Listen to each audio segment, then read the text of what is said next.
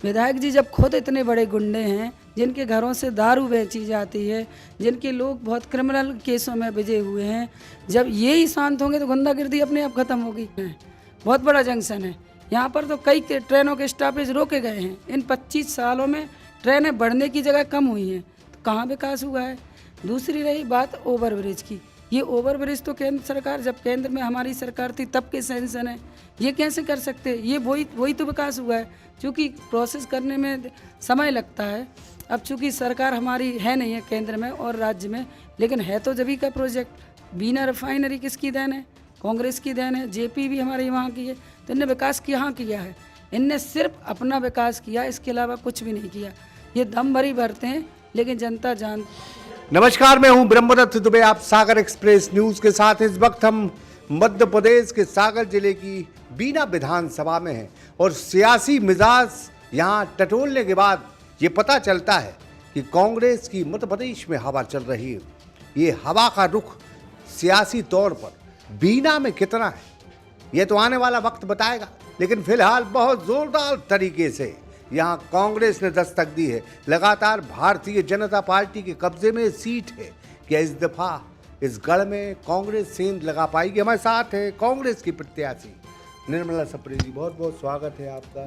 धन्यवाद भाई साहब। विकास का दम भरती है भाजपा और उसी विकास के मॉडल पर चुनाव जीतने का दावा भी करती है। इस बार कांग्रेस कितनी तैयार है कि अगर आपने 2 सड़कें बनाई हैं तो हम सड़कों का जाल मध्य प्रदेश में बुन दें? देखिए, सबसे पहले तो मैं ये कहना चाहती हूँ कि ये सिर्फ दम भरती है, बाकी विकास है कहाँ।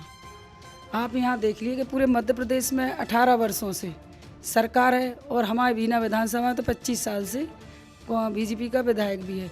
लेकिन इन 25 वर्षों में जिस तरह बीना विधानसभा की खस्ता हालत हुई है, हम ये बताएं कि बीना जो जंक्शन है, बहुत बड़ा जंक्शन है।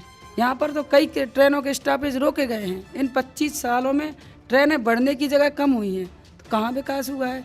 दूसरी रही बात ओवरब्रिज की, ये ओवरब्रिज तो केंद्र सरकार, जब केंद्र में हमारी सरकार थी तब के सैंक्शन है, ये कैसे कर सकते। ये वही तो विकास हुआ है, क्योंकि प्रोसेस करने में समय लगता है।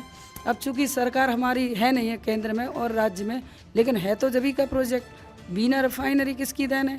कांग्रेस की देन है। जेपी भी हमारे वहाँ की है। तो इनने विकास कहाँ किया है? इनने सिर्फ अपना विकास किया, इसके अलावा कुछ भी नहीं किया। ये दम भरी भरते हैं, लेकिन जनता जानती है। और मैं तो ये कहना चाहती हूँ कि हम लोग करवाएंगे। हम लोगों ने, जो हमारी सरकार थी, जब हमारे मध्य प्रदेश में 18 वर्ष से पूर्व, उस टाइम पे जितने गरीबों को पट्टे दिए, क्या इन लोगों ने दिए? इन लोगों ने तो छीने, उनके ख़त्म किए हैं। जो अधिकार पहले दिए गए थे वो उनको कहाँ मिल रहे हैं। हमारी सरकार बनती तो हर गरीबों को ध्यान रखा जाएगा, हर वर्ग का ध्यान रखा जाएगा। इसी आधार पर हम लोग चुनाव लड़ रहे हैं कि जो भी विकास कार्य हैं, जैसे कि हमारे आदरणीय कमलनाथ जी की प्राथमिकता है कि शिक्षित जो युवा है वो बेरोजगार घूम रहा है। इन्हें कौन सी फैक्ट्रियाँ खोल दी हैं, कौन सी उद्योग लगा दिए हैं जिसमें युवाओं को रोज़गार मिले। हुआ तो इन्हें निजीकरण किया है, जहाँ पर युवाओं को रोज़गार मिल कहाँ रहा है। आप तो ये देखिए कि हम आदरणीय कमलनाथ जी की उन 15 महीने की सरकार में कई बहुत बड़ी बड़ी कंपनियां लेके आने वाले थे हमारे आदरणीय कमलनाथ जी, जिसमें निवेश होता और मध्य प्रदेश के कई युवाओं को रोज़गार मिलता। हम तो अपने बीना विधानसभा की बात कर रहे हैं, क्योंकि मैं विधानसभा से चुनाव लड़ रही हूँ। तो हम ये कहना चाहते हैं, ये हमारे वर्तमान में विधायक भी हैं और पिछले 25 वर्षों से यहाँ पर भाजपा के विधायक रहे हैं। तो बीना के लोकल युवा को रोज़गार कहाँ मिला है? सारे के सारे जो भर्तियाँ हो रही हैं वो बाहर के लोगों के हैं। तो कहाँ बीना के लिए क्या दिया? सिर्फ धूल धक्कड़ खाने के लिए। रिफाइनरी बहुत बड़ा प्रोजेक्ट है, उसमें कमीशन लेने के लिए सिर्फ इनने भ्रष्टाचार किया है। युवाओं के साथ टोटल छला हुआ है। दूसरी, हम यहाँ पर कहें महिलाओं के लिए सुरक्षा के हिसाब से पिछले 10 वर्षों में, और बल्कि 25 जो यहाँ पर विधानसभा है में हमारे जो बीजेपी के विधायक रहे, तो यहाँ पर देखना धीरे धीरे यहाँ पर महिलाओं पर अत्याचार बढ़ ही रहे। हम पिछले 2-3 महीने पहले की बात करें, छोटी छोटी 15, 16, 17 साल की लड़कियों को उठा लिया जाता है, उनके साथ रेप की घटनाएं हो जाती हैं, विधायक जी चुप रहते हैं। ये हम यहाँ रोकेंगे। बस एक मुद्दे पर बीना इत्तेफाक रखता है कि अमन शांति और रंगदारी खत्म हुई है, उसका दावा ये करते हैं विधायक जी। आप जो बात स्टेटमेंट दे रही हैं वो उनकी इस बात से, इसमें कितनी सच्चाई है? देखिए, आप जानते हैं कि गुंडागिर्दी कौन करता था? इनके परिवार वाले। विधायक जी जब खुद इतने बड़े गुंडे हैं, जिनके घरों से दारू बेची जाती है, जिनके लोग बहुत क्रिमिनल केसों में बजे हुए हैं, जब ये ही शांत होंगे तो गुंडागिर्दी अपने आप खत्म होगी। ये निश्चित रूप से मानिए कि जब ये लोग खुद गुंडा हैं, जब गुंडागिरी, जब चूँकि चुनाव है, जब ये 10 वर्ष में ये जो विधायक हैं, इससे पहले देख लीजिए इन्हीं के परिवार का आतंक हुआ करता था। तो ये तो बहुत बड़े गुंडा हैं। जब इनको चुनाव लड़ना, अब जनता के सामने तो थोड़ा बहुत तो शरीफ बनेंगे, तो जब ये शांत बनेंगे तो अपने आप गुंडागिर्दी खत्म होगी। तो ये हम निश्चित मानिए कि गुंडागिर्दी तो इन्हीं से बढ़ती है। ये पूरे सबसे बड़े गुंडे यही हैं। ये आज की स्थिति में ये देखिए कि ये शांत बैठे हैं, यानी गुंडागिर्दी ख़त्म करने का दावा कर रहे हैं। और हम तो कह रहे हैं कि उनने अपने, अभी आप देखिए कि बीना में ऐसी कई घटनाएं घट गई इन पिछले 5 वर्षों में। हम 10 वर्षों की बात नहीं कर रहे, 5 वर्षों में सरेआम लोगों को पीटा जाता है, झूठे केस लगाए जाते हैं। आप जैन समाज के लोगों को भी देख लीजिए कि इनके विधायक है, इनके लड़के ने कई लोगों को जेल भेजा। ये लड़का भी खुद गया है वहाँ पर। कई संगीन केस चल रहे हैं। एक वो निक्की जैन वाला मामला देखिए, आपको खुलेआम बाज़ार में मारा जाता है। एक राय समाज पर देखिए। तो कहाँ से ये गुंडागिर्दी की ख़त्म करने की बात है? हाँ, विधायक जी खुद कहते हैं कि गुंडागिर्दी ख़त्म है। भैया, सबसे पहले तो हम अपने घर में से गुंडागिर्दी को ख़त्म करो, अपने बच्चों पर कंट्रोल करो, तब गुंडागिर्दी खत्म होने का। दूर तक एक सवाल जाता है मैडम कि बीना की राजनीति में खटीक कितना सटीक है। हालांकि मुझे नहीं मालूम बीना के हालात क्या बनते हैं, लेकिन इस बार बहुत दम से आप लोग चुनाव लड़ रहे हैं, कांग्रेस की हवा भी है। तो इस चीज़ को कैसे अब जो है पूरा मैनेज करेंगे कि बीना आपके साथ हो जाए? हाँ, देखिए, ये लोग भ्रम फैलाते हैं। एक्चुअली जो खटीक समाज के जो कैंडिडेट हैं वो काफ़ी स्ट्रॉन्ग हैं, और जब भी खटीक के समाज के कैंडिडेटों को मतलब विधानसभा में टिकट दिया तो उन्होंने बहुत अच्छी फाइट ली। तो इनका माहौल बिगाड़ने के लिए सिर्फ ये इस समाज को बदनाम करते हैं। मैं अपने कैथोलिया भी कम वोटों से कम आए, और हम तो ये कह रहे हैं कि बीरेंद्र खटीक का खटीक नहीं है भैया, सांसद रहा है यहाँ से। वो भाजपा का है तो वो शरीफ हो गया। यदि हम कांग्रेस से प्रत्याशी बनते तो खराब हो गए। ऐसा कुछ भी नहीं है। खटीक समाज के लोग कभी कोई अत्याचार नहीं करते। हम अपने परिवार की व्यक्तिगत बताना चाहते हैं कि हमारे घर में इतने लोग हैं, सारे के सारे शिक्षित हैं। 2 भाई डीएसपी है रहे, मतलब हमारे डिस्ट्रिक्ट रजिस्ट्रार भी, हमारे हस्बैंड भी प्रोफेसर हैं। मतलब शिक्षित परिवार होने के बावजूद भी, है ना। लेकिन आप ये भी देख लिए कि इतने शिक्षित परिवार होने के बावजूद आज हमारे पूरे परिवार में किसी ने 151 की भी झूठी रिपोर्ट नहीं करी, किसी का झूठ मतलब किसी पर कोई अत्याचार नहीं किया। तो ये समाज को क्यों बदनाम कर रहे हैं? पिछले 10 वर्षों से हमारे खटीक समाज के एक व्यक्ति द्वारा भी कोई झूठी रिपोर्ट नहीं लिखवाई गई है, ना किसी को अनावश्यक परेशान किया गया। लेकिन ये लोग तो क्या है कि खटीक समाज के लोग स्ट्रॉन्ग हैं, इनको अब डर है हारने का, तो यही माहौल बनाना है। यही शशि कैथोलिया के समय माहौल बनाया था, लेकिन इससे कुछ नहीं होता। ये निश्चित रूप से इनकी कमजोरी है।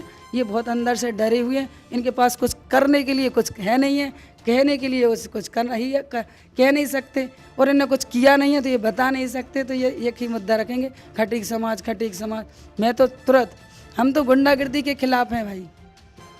चाहे वे महेश राय कितने बड़े गुंडा हो जाएं, चाहे मेरे समाज का कोई व्यक्ति हो, मेरे घर का कोई व्यक्ति हो, कांग्रेस का कोई कार्यकर्ता हो, या बीना विधानसभा का कितना ही बड़ा गुंडा हो, मैं उस गुंडे को सबसे पहले मैं ही जेल भेजूंगी। ये मेरा संकल्प है। मैडम, मैं फिर कहूँगा कि ये हवा भी है कि ग्रामीण आपका और शहर उनका, लेकिन इस दफ़ा से आप मान के चलें कि शहर भी आपका और ग्रामीण भी आपका। देखिए, जैसे कि हम पिछले 15 वर्षों से लगातार ग्रामीण अंचलों में, शहर अंचलों में हमने व्यक्तिगत बहुत लोगों से संबंध बनाए हैं। जब आप जानते हैं कि जब हम व्यक्तिगत किसी व्यक्ति के घर में जुड़ जाते हैं तो एक परिवार का सदस्य भी बन जाते हैं। तो मैं जब व्यक्तिगत उनके परिवारों के सदस्य बन गई हूँ तो निश्चित रूप से मानिए कि पूरे बीना विधानसभा के जितने भी मतदाता बंधु हैं वो सारे के सारे मेरे भाई हैं। वहाँ पर मेरी बहनें भी हैं और वहाँ के बुजुर्ग भी मेरे माता पिता समान हैं। तो उनका निश्चित रूप से आपको मुझे स्नेह तो मिलना चाहिए।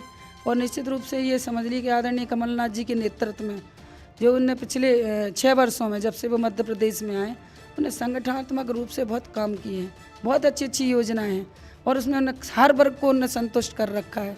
ऐसा कोई वर्ग नहीं है जिसको उन्हें अछूता छोड़ा, चाहे महिला हों, व्यापारी हों, किसान भाई हों, या युवा हों, या कर्मचारी हों, सभी, या पिछड़ा वर्ग हों, सबके लिए उन्हें कुछ ना कुछ करके रखा है। तो ऐसे में उन आदरणीय कमलनाथ जी हैं तो उनकी जो विकास योजना है उससे लहर तो बननी है। लोधी समाज भारतीय जनता पार्टी का परंपरागत वोट है, यहाँ से भी मिलता रहा। कुर्मी, लोधी और यादव का जो बेल्ट है, उस बेल्ट में कहीं ना कहीं इस बार लोधी वोट को आप अपनी ओर आकर्षित कर पाएंगी पूरे इलेक्शन में? हाँ, देखिए कि लोधी निश्चित रूप से आप जैसे 15,000 करीब 15-16 हज़ार हमारे यहाँ लोधी समाज के हैं, लेकिन महेश राय जी वो हमेशा मतलब एक उनका पैतृक वोट बैंक कह सकते हो। आदरणीय उमा भारती जी जब से मतलब मुख्यमंत्री बनी तो लोधी समाज की उनके प्रति आस्था भी है, और ये लोग वोट बैंक है हमेशा भाजपा को देता आया है। लेकिन इनने इनके साथ क्या किया, कंजिया वाला मैटर देखिए आपने, लोधी समाज के लोगों पर मतलब घर जलाए गए, और विधायक जी ने उनको क्या किया, उन पर उल्टा केस लगवाए। तो समाज तो कहीं ना कहीं नाराज होगी ना।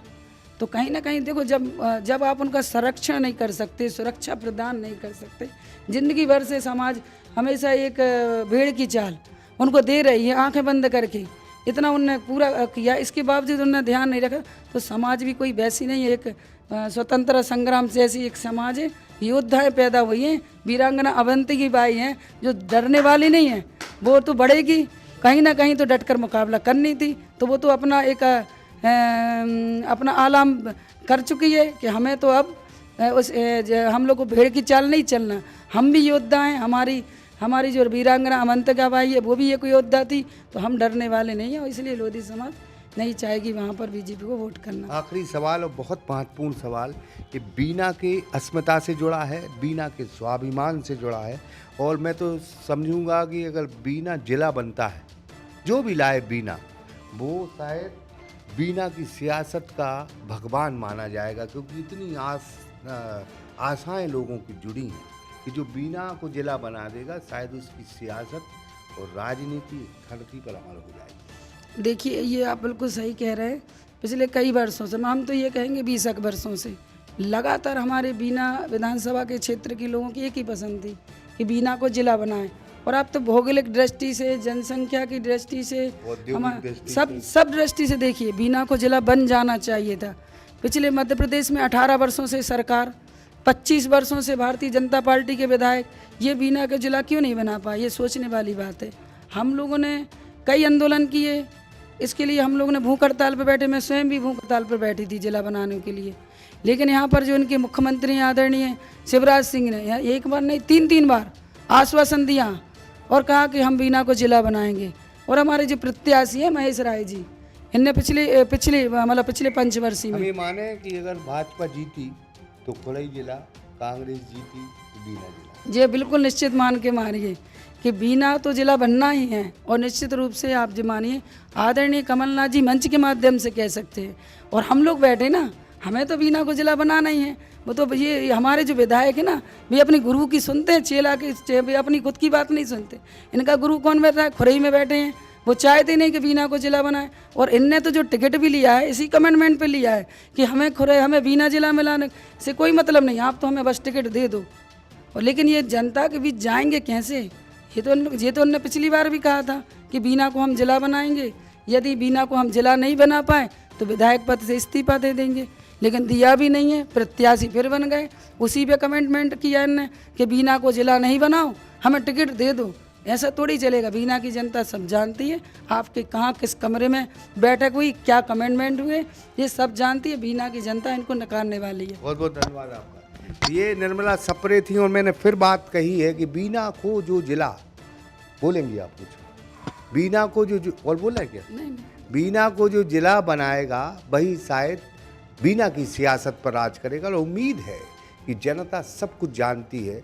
जनता ने भारतीय जनता पार्टी को भी देखा है और कांग्रेस को भी देखा है। हालिया दौर में बीना में बेरोजगारी की समस्या ये बहुत बड़ा मुद्दा है। ये बहुत बड़ा हब सेंटर उद्योग के माध्यम से, लेकिन उद्योग में लोगों को रोज़गार नहीं मिले। बहुत ये जंक्शन है रेलवे का, और यहाँ बहुत रोज़गार होना चाहिए, ट्रेनों की कनेक्टिविटी भी बहुत ज़्यादा होनी चाहिए, लेकिन वो मिला नहीं। इन सारे चीज़ों का नाराज़गी कहीं ना कहीं जनता में है। अब कांग्रेस कितनी मेहनत से इस नाराज़ जनता को अपने पाले में करती है, यह तो वक्त रहते पता चलेगा। लेकिन फिलहाल मध्य प्रदेश में लगता है कि कांग्रेस की लहर है।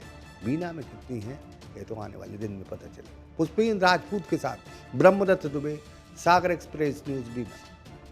अब सागर में भी बढ़ती खेल सुविधाओं के साथ महानगरों की तर्ज पर एक ही कैंपस में बेहतरीन गेम और फिटनेस, जिसमें cricket, gym, yoga, badminton, shooting, boxing और भी बहुत कुछ। अधिक जानकारी के लिए संपर्क करें सिद्धार्थ सिंह कुशवाहा। पता city stadium campus, Ravindra Bhavan, bus stand, सागर।